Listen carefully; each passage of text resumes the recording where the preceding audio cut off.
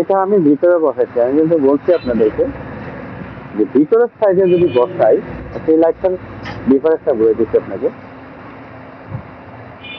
এই লাইটটাও দিলাম, এই লাইটটাও দিলাম, কত আলোর তারতম্য, কিন্তু লাইট একই, সেম লাইট, লাইট কিন্তু ভিন্ন না।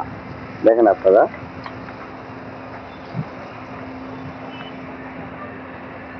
লাইট সেম, সেম লাইট, কিন্তু দুই রকম আলোর কারণ কি?